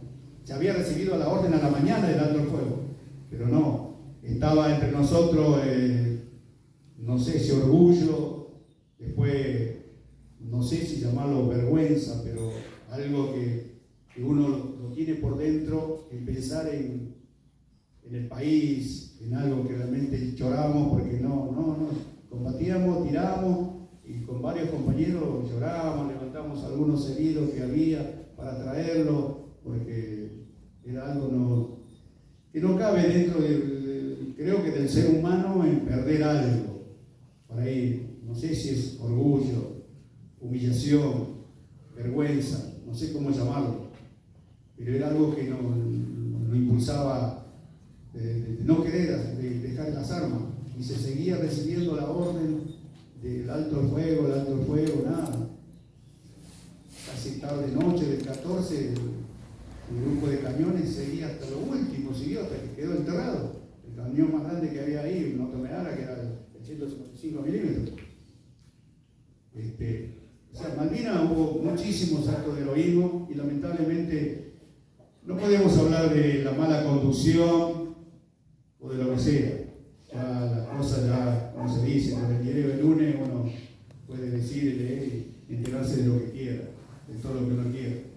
Pero esa fue mi vivencia, y fue muy dolorosa en Malvinas. Y ahí nos trajeron todo con el fusil al hombro hasta la zona de donde digo yo, el Cuero de Botella, que era el aeropuerto, y nos mandaron todo al aeropuerto. Nos sacaban el armamento, todo lo que teníamos de armas, y nos mandaban a la zona del aeropuerto. Ahí estuve 3 días en la zona del aeropuerto. Por supuesto, uno no piensa en comer, no tiene hambre, porque por dentro hay otra cosa, otro sentimiento. Porque en ese lugar estábamos casi todos los soldados que estábamos en Malvinas, estábamos en la zona de prisioneros, que abarcábamos casi todo el aeropuerto, y ahí no tenía para comer, comía aquel que pudo, porque había una unidad ahí. Entonces, que podía rescatar algo de lo que encontraba por ahí, de lo que había quedado de esa unidad, comía algo, si no, nada. Después del tercer día nos traen a la zona del puerto. En la zona del puerto nos ponen en los galpones. Ahí dentro de los galpones, estábamos todos apretaditos ahí, pero bueno, también. Ahí uno encontraba para comer lo que había cerca. Yo recuerdo bien que había latas de conserva de tomate, y ese era nuestro líquido, porque le hacíamos un agujerito, íbamos tomando, íbamos pasando para que cada uno tome algún sorbo de ese líquido del puré de tomate. Eran latas grandes así, de lata de tomate, y después ellos traían y tiraban unas cajas, y era queso y dulce. Dulce de membrillo y el queso. Entonces ahí siempre había alguien que empezaba a repartir a todos para que le alcanzara a todos un pedacito y comer eso. Así, al segundo día que estuve ahí, llega una unidad, un grupo de ingleses, y empieza a preguntar quién era su oficial u oficial. Y bueno, levantamos las manos algunos ahí, y bueno, nos separan, nos llevan a la zona del aeropuerto, nos embarcan en los helicópteros. Arriba del helicóptero nos entregan una bolsita que nos hacían señas así, hasta que en un momento alguien de ahí entendió el inglés y le dijo, es para poner ahí medallas, para poner algo ahí. En realidad no sabemos qué. Y unas bolsas grandes, blancas. Nos entregan. Alguna era de la bolsa de dormir, pero eran muy chicas, y eso era para ponerla. Que después nos enteramos para qué era. Cuando desembarcamos en la zona donde se combatió, había que recoger los cuerpos. Por supuesto, los cuerpos de nuestros soldados. Porque lo de ellos, a medida que iban cayendo, lo iban levantando. Y así es como que lo tuve que hacer 2 días. Y fue muy, muy traumático. Muy traumático encontrar a nuestros compañeros, a nuestros dañado.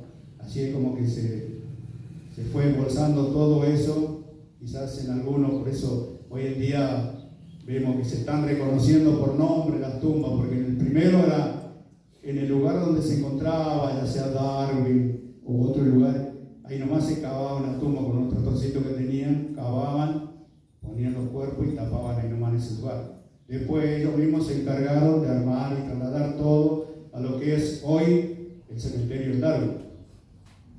Y ahí, por eso se tardó demasiado en identificar cuando va el grupo, que es un grupo argentino reconocido mundialmente, que hace los reconocimientos, eso, donde le costó mucho reconocer y separar los cuerpos, ¿sí?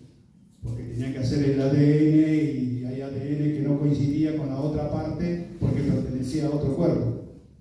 Y la medalla que teníamos para identificarlo era, si le encontramos la medalla, bueno, a veces algunos tenían 2 medallitas con la identificación, entonces uno retiraba una en ese bolsito. O si no, la otra medalla que tenía, en este caso yo, era también una redonda, dividida al medio, donde la cortábamos, y ese pedacito traíamos para saber quién era quién. Ese fue un momento lo más traumático. Después de ahí tuve un día más en la zona de ahí del puerto, en los galpones. Ya al quinto día 22 de junio, que es lo que hablaba acá mi amigo, y enterado del cumpleaños, no existía fecha, no existía nada, porque la cabeza de uno estaba, por lo menos la mía, estaba en otra cosa, en pensar en qué es lo que pasaba acá en Argentina, qué es lo que pensaría mi familia, la ciudadanía en sí, ¿viste? De vernos. Nosotros somos muy triunfalistas, ¿eh? Nosotros los argentinos somos muy triunfalistas, no queremos perder en nada, ni a jugar a la tapita, a la bolilla, nada. Siempre queremos ganar, ¿no es así? Siempre. Entonces, bueno, estaba en eso, en saber que cómo nos iban a recibir. Por eso no teníamos, no, el hambre no existía. Y ahí, bueno, por eso menos en una fecha de cumpleaños. Por eso para ese quinto día, ese día, a la mañana, nos empiezan a sacar, a formar fila todo, porque estaban esperando que llegue el buque para llevarlo. Había buques que venían y llevaban, como el Gamberra de ellos, otros barcos más, y ahí llegaba el almirante Iriza. El almirante Iriza llega para su segundo viaje de regreso para traer la gente del continente. Y va y estaban esperando que entre el almirante Iriza, entonces aprovechan para hacernos firmar. No nos llamaba la atención, porque habían, ahí antes de embarcar, había gente con varios libros grandes que no sabíamos qué era, nos hacían tomar ahí todo, firmar, poner el nombre, el grado, la unidad, todos los datos, y lo hacían firmar. Y después nos enterábamos que eran los libros de la Cruz Roja, que eran el comprobante para saber quién salía con vida de ahí. Bueno, eso pasó. De ahí, bueno, volvimos de vuelta a la zona del costado del galpón, todo esperando que amarre el buque, y cuando llega a amarrar el buque, bueno, empiezan a embarcar. Y antes de embarcar, ahí en el muelle, yo veía que prácticamente los desnudaban a los soldados. Le sacaban algunos que llevaban casco, le sacaban el casco, le sacaban todo de los bolsillos, ¿viste? Prácticamente no querían que saquen nada. Y yo les cuento esto. En uno de los combates que estuve cerca de Pradera del Ganso, por esos lugares, pasamos a la línea de ellos, la sesión, y yo me encuentro con un soldado inglés muerto. Y me llamó la atención que de su mochila salía algo verde, así mimetizado, y le pegué el tirón así, y era un tipo camisa, chaquetilla, algo así era. Y era tan fino, tan liviano, y saco y era el pantalón. Tenían un equipo de combate de repuesto y un chaleco antibala.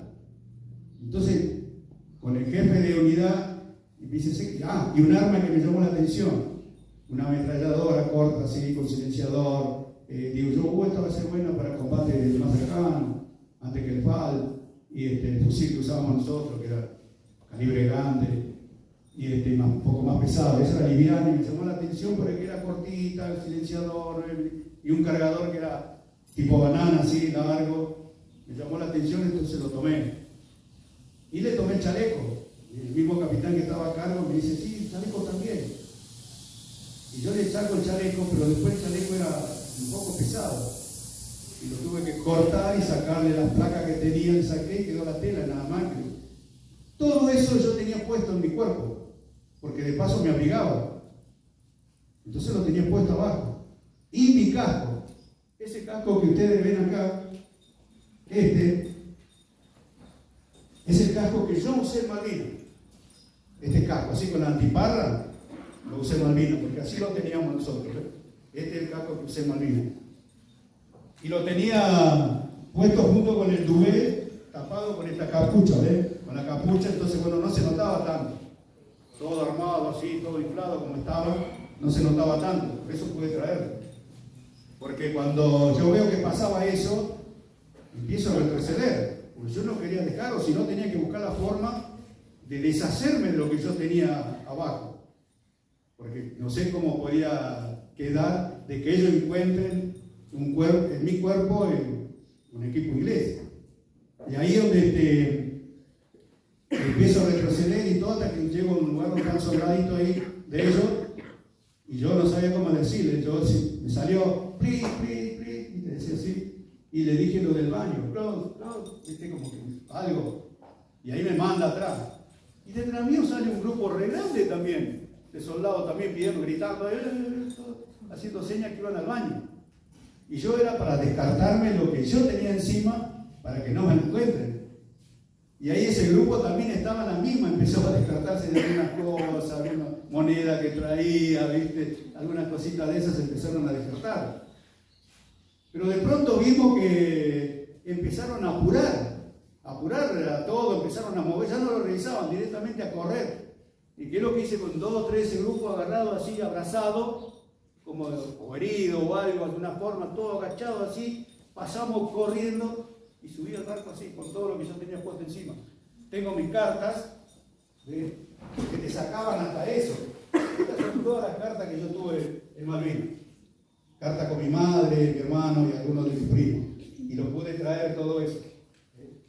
Acá, no sé si llegan a ver algo, hay una pequeña foto en blanco y negro, que era más o menos el depósito, o el galpón donde estábamos prisioneros. Era un galpón que era todo, que teóricamente del puerto era para cargar lana, entonces usábamos parte de esa lana para también taparnos, porque muchos tenían frío.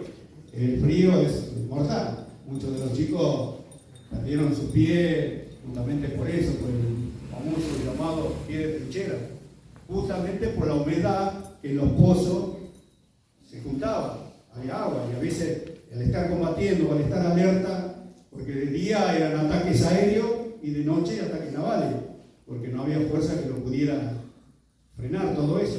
Los buques de ellos a la noche se acercaban a la distancia que querían, a la distancia que tenían algún misil o algún cañón argentino que estaba por ahí, se acercaban y bombardeaban. El bombardeo de ellos de noche era constante.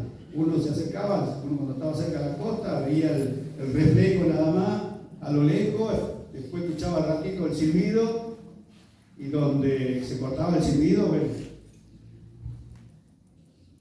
persinarse de que no le caiga encima. Y así, bueno, cayeron muchos también por bombardeo de que no pudieron evitarlo. Así es como yo subía al almirante Irizar con todo, con mi duvet, mi casco, mis cartas, alguna moneda que traje. Ese equipo que hoy en día está en el museo en Buenos Aires, el Museo Ciudadela, y el chaleco está en el museo de mi partido, porque era una cosa que yo no lo quería dar. Este pañuelo que yo tengo, este pañuelo, así roto como está, es de un paracaídas inglés. En uno de los ataques que estábamos junto con la compañía comando y una unidad que estaba ahí, hay bombardeos aéreos. Y en eso, bueno, empezamos a gritar, porque pasaba el avión de ellos y vemos que sale humo y todo, y de pronto se eyecta el piloto, porque el avión cae en el mar, el piloto también cae en el mar, y lo rescata una lancha de prefectura. Y al traerlo, lo trae con el paracaídas, Entonces nosotros, esa sesión de comandos, solamente los comandos, decidimos tener un trofeo de guerra. Esta tela es de un paracaídas inglés y lo uso como trofeo de guerra, algo personal. Vean cómo está, deshilachado y todo, está desde Malvinas lo traje. Y ese es el recuerdo que yo tengo. Después de ahí, de ahí nos trajeron en la ambiente Niza hasta Ushuaia, donde se hace el reabastecimiento, y después tuvimos más o menos 4 días más, porque nos agarró una tormenta. Tuvimos 4 días el buque en el mar hasta llegar a Comodoro Rivadavia. Y ahí donde fue mi peor experiencia, porque le agarré miedo al mar, al agua. Yo era un tipo que iba a la zona del Tigre allá para embarcar con mis hijos que querían pasear en lancha, y yo no me animaba, no podía soportar eso. Y lo pude curar hace muy poco, de verdad, hace muy poco pude curarme, pude subir a una lancha y andar sin ningún problema. Fue justamente cuando vinimos acá el 2 de mayo, en la inauguración de, ¿cómo se llama? Jaucatur, la agencia de turismo que hay acá en Las Toscas. Hicimos el bautismo de eso, fue justamente ese día que nos llevaron en la lancha hasta una isla, y ese fue para mí un remedio. Gracias a Cristina, mi señora, que ella siempre me jodía, tu cabeza, tu cabeza, tu cabeza, y digo, no, cambio. Y gracias a ellos y justamente al apoyo de mi otro compañero, como Antonio y todo, que es una especie de broma, pero lo hacían apoyándome para que yo pudiera, y gracias a Dios pude perder el miedo, pude ir y volver muy contento, con Martín, que nos llevó en una lancha por todos lados, lo hacíamos girar, después ya le agarré confianza y ya quería andar para todos lados la lancha. Pero fue como que después de 42 años, realmente fue de nuevo volver a subir en algo y perder por lo menos la parte del río. No sé si algún día me embarco en algún lugar en el mar, pero perdí la parte del río. Y así es como que desde Comodoro Rivadavia nos trajeron en avión de nuevo a Buenos Aires. De Buenos Aires nos metieron a Campo de Mayo, a la escuela que era Lemo, una escuela que era para sociales también, profesionales, y ahí tuvimos alrededor de 4 días. No me acuerdo exactamente qué día, pero el día que volvimos a la unidad fue un domingo y de noche, arriba de un micro con todos los vidrios empapelados. Entramos por la puerta de atrás, por eso si algún soldado le dice eso, tiene razón. Ahí nos trataron de alimentar un poco más para que no volviéramos tan delgados, porque había generales que decían que nosotros íbamos a volver más gordos, que comíamos re bien, que en realidad comíamos lo que había. Y muchos de ellos tuvieron que sacrificar animales para comer. Jefes que tuvieron que comprar animales para llevarle a la tropa para darle de comer, hacerlo hervir o cocinar en lo que sea. Este casco se servía de todo. Servía de olla, servía de todo, porque tiene una forma en la cual se puede utilizar. Sacábamos todo esto y la parte de hierro se puede utilizar para calentar agua y todo, porque había momentos en que también el calentar agua era una forma de decir. Porque si alguno le dijo a ustedes que están haciendo toda la historia de Malvinas, o a los chicos que están hablando, que había gente que comía carne cruda, les puedo decir que sí. Les puedo decir que sí, porque no había forma de cocinarla. La única forma de cocinarla era dejarla que se congele afuera y que se cocine solo con el frío y todo eso.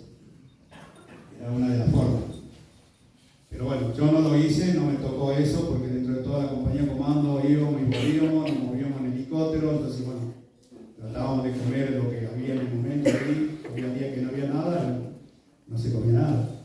Pero así fue mi vivencia en Malvinas hasta volver a la unidad.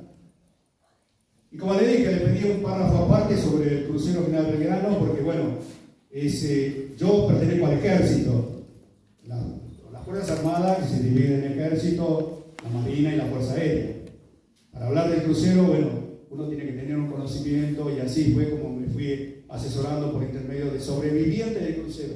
No de uno de la Marina, sino aquel que haya estado en el crucero General Belgrano.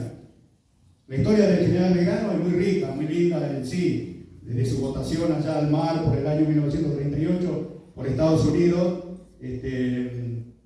a partir partir de ese momento, bueno, el crucero tenía una misión muy particular, era de visitar los países con fraternidad, en paz y todo, y más de paso, Estados Unidos era mostrar lo que eran las fuerzas navales que tenía.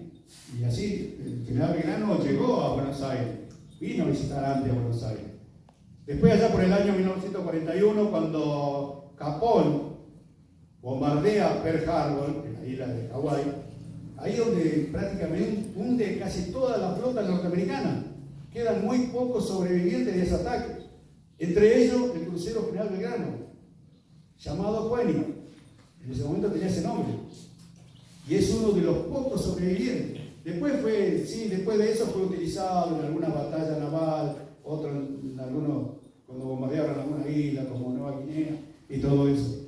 Pero a partir del año 1951, un 17 de octubre, Argentina lo compra y lo bautiza 17 de octubre.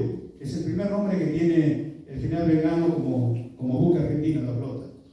Luego eso duró muy pocos años, porque 3 o 4 años después, el almirante Roca lo bautiza, lo rebautiza con el nombre de general Belgrano. Ahí ya le queda el nombre de general Belgrano y lo ponen a actualizar, donde realmente era un buque que estaba muy actualizado en la parte armamentística.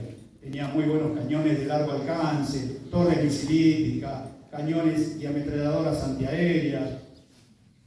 Podía ser utilizado como portaavión, porque al ser hundido llevó al fondo del agua 6 aviones. 6 aviones que iban en su depósito y tenía una plataforma de lanzamiento también.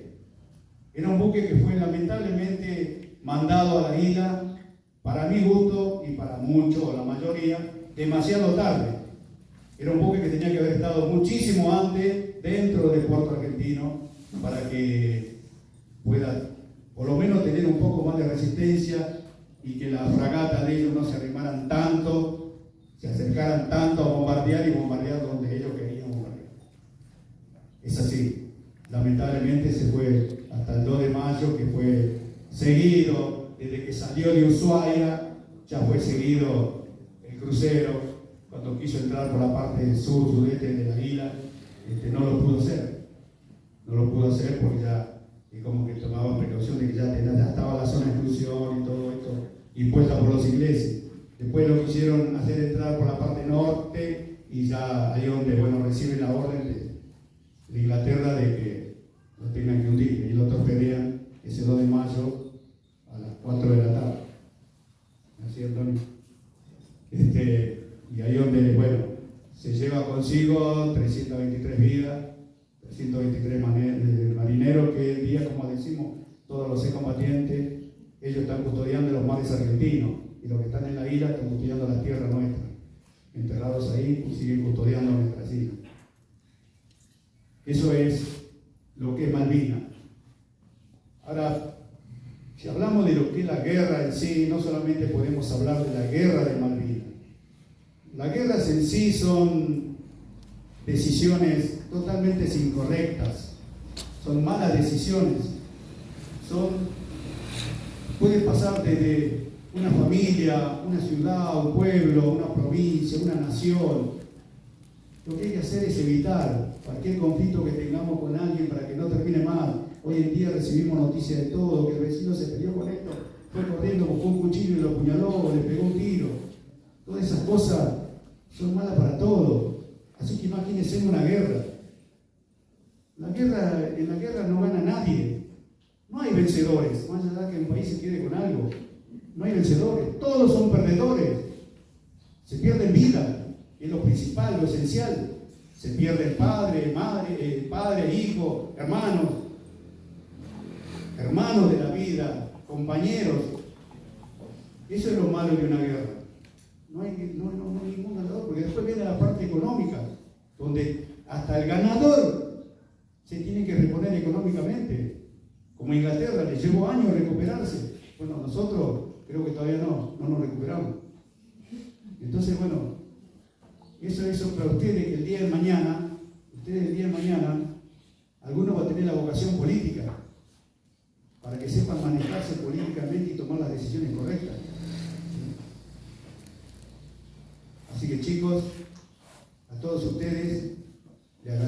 atención.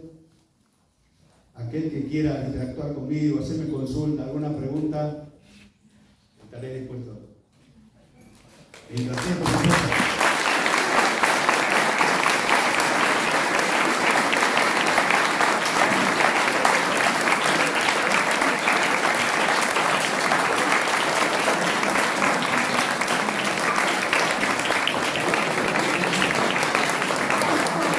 Bueno, muchísimas gracias a todos y cada uno de los docentes, directivos, alumnos, estas dos instituciones señeras que tienen Las Toscas, como la Escuela Técnica y la querida institución Colegio José Manuel Estrada, donde muchos pasamos por ahí, ¿no? La Escuela Técnica es un poco más nueva. Así que gracias a todos, gracias señora directora, al intendente que permitió esto, gracias Juan Luis Mono Aguilar, muchas gracias. ¿Cómo estamos? Bien. Juan está dispuesto a escuchar algunas preguntas, si alguien quiere consultarle algo, si no se anima al público, quedarse un ratito con él y preguntarle, ¿sí? Yo le quería preguntar cuáles eran las principales diferencias entre el equipamiento que tenían los soldados argentinos y los ingleses, si es que ellos tenían como más accesorios en el fusil, si tenían blindaje, no sé, yo vi eso ahí, no sé si tenían algún tipo de blindaje los soldados argentinos, blindaje corporal, y también todo el equipamiento en general, sobre el que contaban. Bueno, sobre el equipamiento, la diferencia del equipamiento que había era, ellos estaban bien equipados, con ropa ultra liviana, no era como nosotros que teníamos para poder. Lo que pasa es que también hay que tener en cuenta la experiencia de combate de cada uno. Ellos son fuerzas que vienen combatiendo. Yo tuve la experiencia de hablar con uno de ellos, que lo veía muy jovencito, tenía 17 años, y había estado en Gibraltar, había combatido en Gibraltar, había ido a otra, no me acuerdo dónde más me dijo, pero esta era la tercera experiencia que él tenía de combate. Pero acá él aclaraba algo, que ellos, los ingleses, ellos no habían estado combatiendo en Malvinas. Ellos el día 14 de la mañana lo hicieron desembarcar detrás de la línea que estaba combatiendo hasta el momento de rendición. Después de ese momento se retira todas las tropas que estaban combatiendo, lo levantan, el helicóptero lo llevan y ellos aparecen como señores, como los héroes. Y eran soldados ingleses, porque lo que venían combatiendo eran galeses, como le dije, escoceses, todo lo que venían combatiendo. O sea que en eso había una diferencia.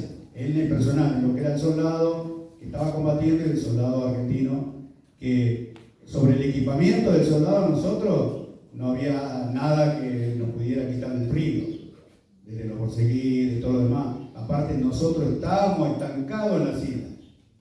Ellos llegaron un mes anterior y muchos de ellos eran combatir y replegarlo hacia los buques donde tenían los abrigos, la comida y todo, y traer las otras sesiones así combatientes. O sea, la experiencia de combate era totalmente distinta. El equipamiento de armamento, bueno, nosotros estábamos en lugares, estábamos bien armados, teníamos las armas que para ellos el temor que tenían era el fusil PAL, el fusil nuestro, calibre 162, que era una munición grande, y ellos usaban los AK-47, 9 milímetros, o sea, era un poco más chica la munición de ellos. Pero bueno, nos superaba en lo que era experiencia de combate. Argentina nunca tuvimos experiencia de combate, así cuerpo a cuerpo. Y ellos sí, la mayoría de ellos sí tenían experiencia. No sé qué otra preguntita más tenían. ¿Está bien evacuada eso? ¿O necesitaba otra? Sí. Y también que si ustedes creen que cuando se recuperaron las islas, que el gobierno argentino no esperaba una respuesta tan grande de Inglaterra, que pensó como que iba a ceder las islas y que por eso no se hizo a tan gran escala. Esto me lo dijo mi tío, que estuvo a punto de que lo mandaran a Malvinas. Sí, sobre la recuperación de la isla, no sé si los comandantes esperaban una respuesta tan contundente y tan rápida de parte de los ingleses. Pero bueno, lo que se tiene que tener en cuenta es que el inglés es muy orgulloso muy puntillosos en todo, y el orgullo, le tocaron el orgullo a ellos, que Argentina, un país que para ellos, como país de segunda, que no consideran, podíamos sacarlo, o sea, tomar prisioneros. Ver a ellos soldados prisioneros era la peor vergüenza que ellos pasaron, ver a sus soldados levantando las manos en la nuca. Esa fue la peor vergüenza que ellos sufrieron. Fue totalmente aplastado su orgullo, y por eso tomaron la determinación urgente de mandar la flota.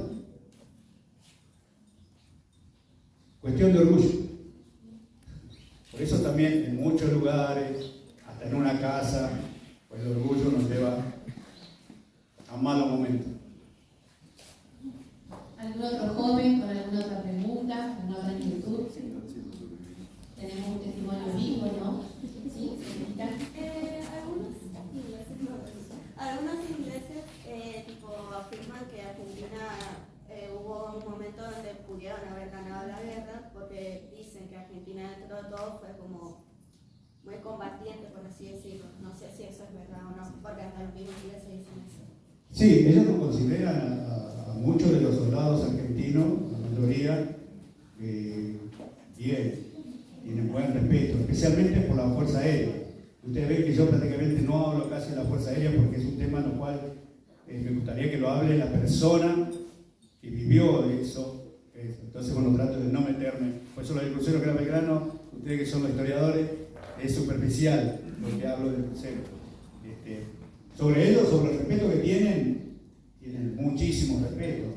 Hay una anécdota o algo que está realmente escrito y documentado. Hay un comando, no un comando, ya que de acá hay un comando que se enfrenta a un grupo de ellos, también comando. Y de frente combate, y este comando mata al capitán. No sale el nombre. ¿Jones? Sí, bueno, ese comando lo mata. ¿Y sabe qué años después la mujer de ese capitán comando inglés lo convoca al capitán de acá que había matado a ese inglés, lo condecoran y todo, y le dan por el respeto y por el valor que tenía de enfrentarse cuerpo a cuerpo? Y luego este mismo comando, cuando se entrega prisionero, él dice, sí, ese comando que estaba al frente mío murió combatiendo. Y por eso Inglaterra o Estados Unidos, todos esos países prácticamente no reconocían a sus veteranos. Iban a combatir y volvían y listo, ya está. Te retiraba y chao, te fuiste del ejército. Serviste a tu patria y nada más. Pero después de lo de Malvinas sí se empezó a reconocer. Después de Malvinas fue también para que hasta Estados Unidos reconociera a sus veteranos. Que le armó hospitales, le armó de todos los beneficios, los mismos beneficios que hoy en día nosotros gozamos de nuestro país. Lo empezó a aplicar Estados Unidos y lo empezó a aplicar Inglaterra, que tampoco lo tenía totalmente desamparado en todo servicio. Y hoy en día sí están reconocidos. Por eso ese capitán, por la recomendación del soldado argentino que lo mató y que después de caer prisionero, él dice, sí, yo combatí y maté al capitán ese. Y ahí donde Inglaterra lo condecora por mortem a ese capitán gracias a la recomendación del argentino. Por eso la familia de ese capitán lo citan, lo llevan a Inglaterra, a este soldado, y lo condecoran y lo reconocen, porque realmente gracias a él se reconocen los valores, porque los valores fueron por recomendaciones, porque alguien te dio que vos tuviste destacada actuación.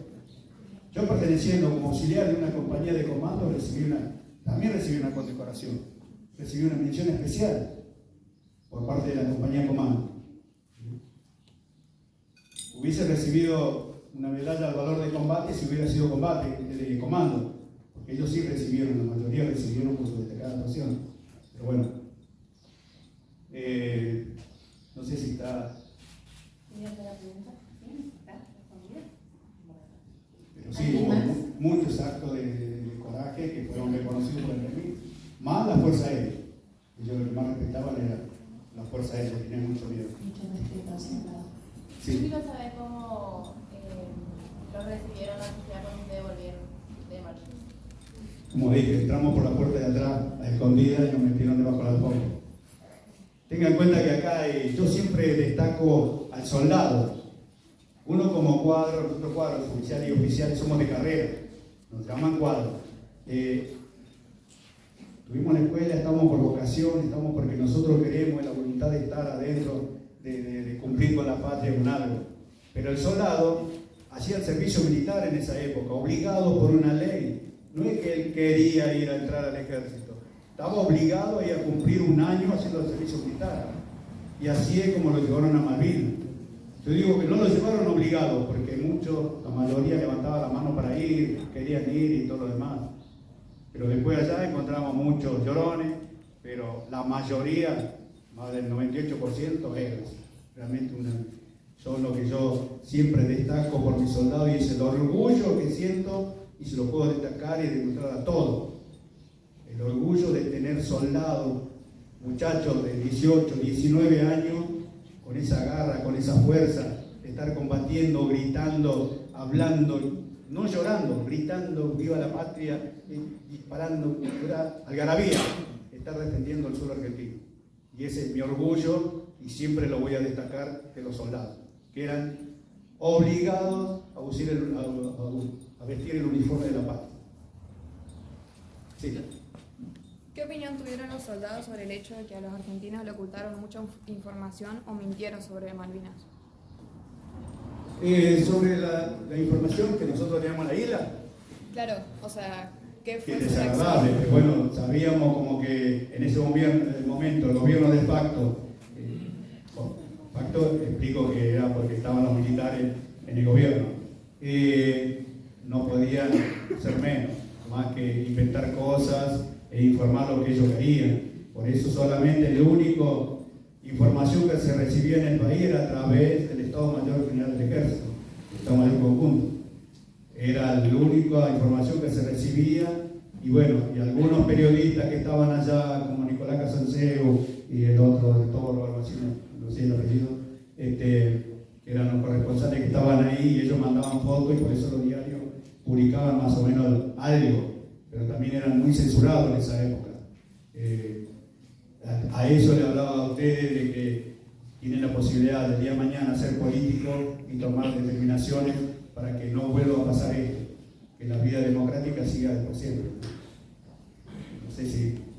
Y a nosotros, por supuesto, que nos cayó muy mal. Así como cuando estábamos entrando al pueblo, después ya de rendirnos, encontramos en un parque grande container, parecía el puerto de Buenos Aires, los containers que estaban amontonados.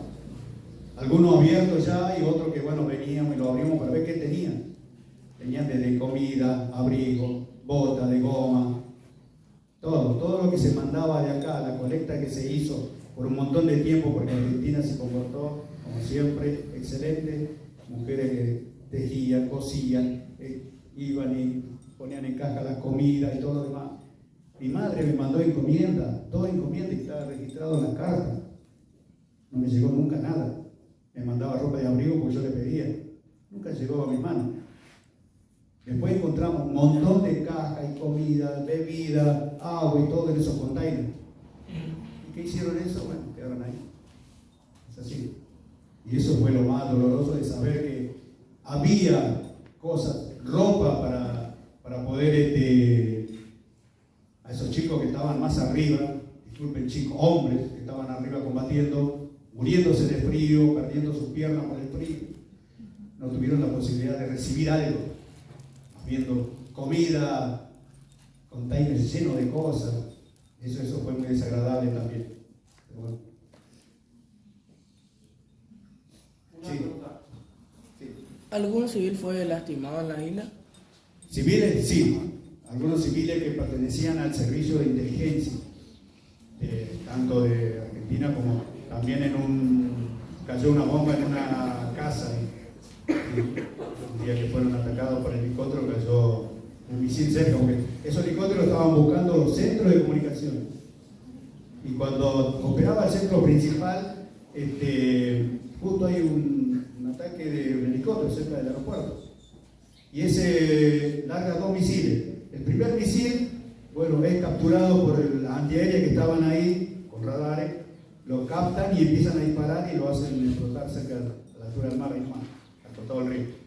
y el otro se dirige a donde estaba el centro de comunicaciones. Pero tanta casualidad que en una casa que estaba como a, no sé, 200 metros de ahí, trabajaba un servicio de inteligencia, que eran civiles en ese momento. Había militares, pero ese estaba ocupado por civil. Y ellos justo operan un equipo de radio y eso distrae al misil. Por eso se salva el centro de comunicaciones principal y el misil cae en esa casa. En la primera casa y destruye una parte y mueren dos hombres que eran civiles. Después sí, se comentó de que había caído una bomba, según ellos denunciaron que había una bomba que había caído en una casa, también matando como una familia o un grupo de gente, pero no, yo no lo comprobé, no puedo hablar de algo que no lo sé. Una pregunta. Sí. Usted dijo que probablemente no sabe si llegó a matar a alguien, pero si usted en algún momento confirmó de que le dio a algún enemigo. Sin palabras. Es algo que, como te dije, yo creo que en una guerra el lema del comando era mata si no te matan. Si vos estás combatiendo y vos no matás al enemigo, el tipo te va a matar a vos. Sí. Si llegaron los refuerzos que le estaban dando las personas, sus familiares, ¿serían capaces de ganar la batalla? No, yo creo, mira, hay que ser consciente y realmente muy realista para esto. Ellos estaban muy preparados y vinieron con muchísima gente. Nosotros la inexperiencia, el tiempo que tuvimos antes, que era empezar a sufrir frío, hambre y todo eso, eso fue debilitando todo, tanto la parte física como moral de cada soldado. Más allá de que sacara lo último para seguir combatiendo, prácticamente por más fuerza que haya, aparte ellos hicieron algo muy práctico, hicieron una exclusión y a partir de ahí no podía entrar más nadie. A partir de ese momento que empieza la guerra, ya no hay más abastecimiento a las islas, no entraban aviones, buques, no entraba nada. Entonces, bueno, a partir de ahí se empezaba a consumir lo que había quedado en la isla y llega un momento que, bueno, se consume todo y no hay más nada que hacer. Por eso te digo que había jefes que iban y compraban el ganado vino a los estancieros para poder darle de comer a los soldados, u otros soldados que eran más arriesgados se iban hasta la costa y cazaban pingüinos o lo que podían para llevar a compartir con el resto. Yo creo que no sé si no creo que se podía haber ganado la guerra. Sí. También un poco es por ahí una opinión personal. Sí. Si a ustedes les molesta un poco, digo ustedes, cuando son combatientes y se juntan, si esa opinión me merece este intercambio que se está haciendo entre Argentina y Estados Unidos de maniobras con el ejército, donde tenemos submarinos nucleares de Estados Unidos, una base que se está instalando, si el fuego, si eso les molesta o les parece bien o una manera por ahí de tener. No, lo que pasa es que hoy en día está todo modernizado y uno tiene que tomar la experiencia de los demás y ver qué es lo que tiene el otro también. Lo veo bien, veo los ejercicios compartidos con otros países, siempre lo hace con Brasil y Argentina, más la parte naval, pero son experiencias que sirven para ver también en qué lugar estamos parados. Sabemos que estamos allá muy abajo, ojalá que ahora, más allá que se haya comprado unos aviones viejitos, como dicen algunos, pueda mejorar la flota que quedó muy devastada y no fue recuperada por nada, por ningún gobierno. Nadie repuso nada de lo que se perdió en Malvinas, de los aviones que cayeron, 32 aviones cayeron en Malvinas y no fueron repuestos ninguno. Entonces ahora recién con esto que están llegando, ojalá podamos seguir modernizando todo lo que las Fuerzas Armadas, todos.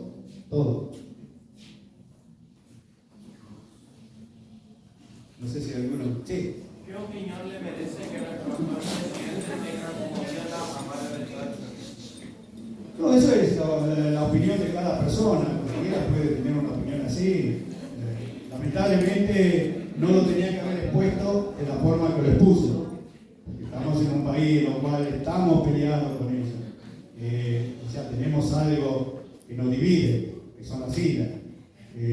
Y más a una persona que dio la orden para que destruyera el buque insignia de la Armada.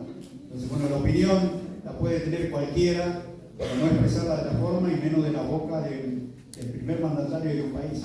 Esa es la contra que hoy nosotros los excombatientes no estamos de acuerdo con eso. Más allá de que podemos buscar esto, buscar aquello. Los excombatientes son antipolíticos, no podemos tener una opinión política porque nosotros siempre tratamos de buscar algún beneficio. Es como los gremios. Los gremios en realidad no tendrían que estar tener ninguna afinidad política. Porque si no, ¿con qué derecho vas a reclamar el derecho de tus asociados, tus afiliados? Con los excombatientes pasa lo mismo. No tenemos que tener opinión en sí sobre la política. El que está de turno, bueno, está de turno, nada más. Pero de que salga de la boca del presidente su pensamiento, su creencia, lo que sea, no estamos de acuerdo con eso.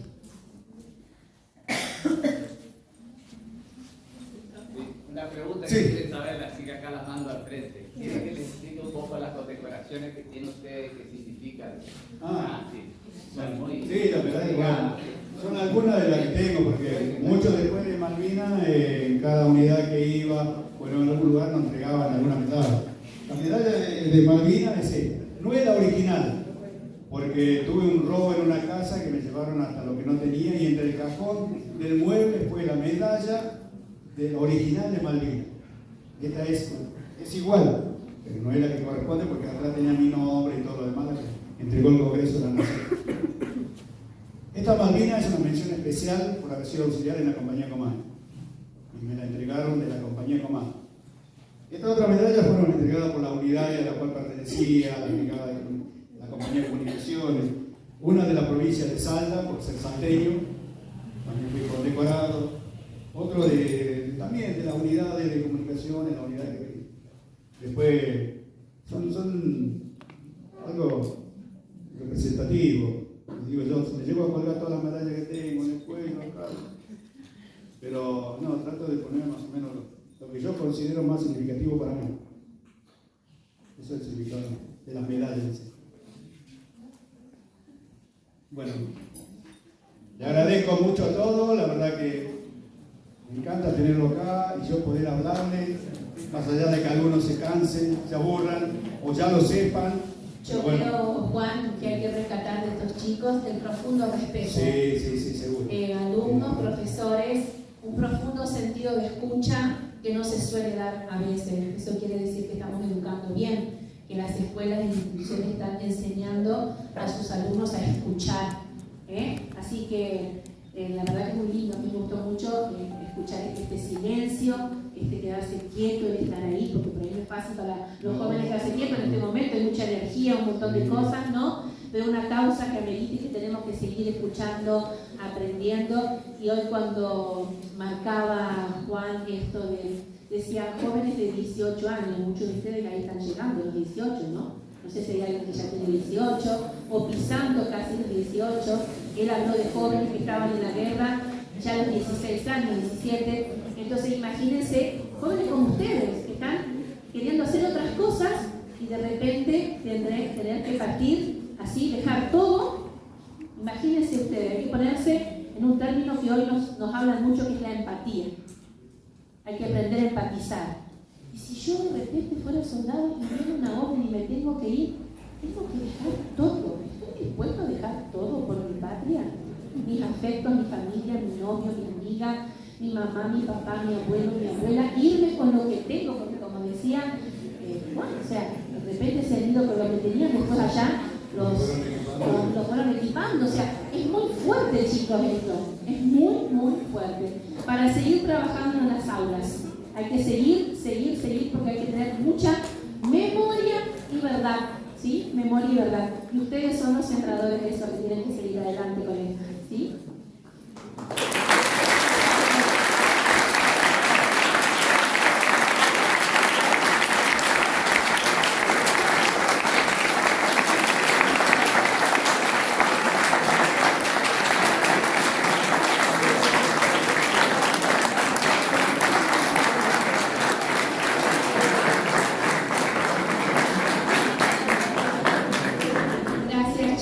Gracias, profe.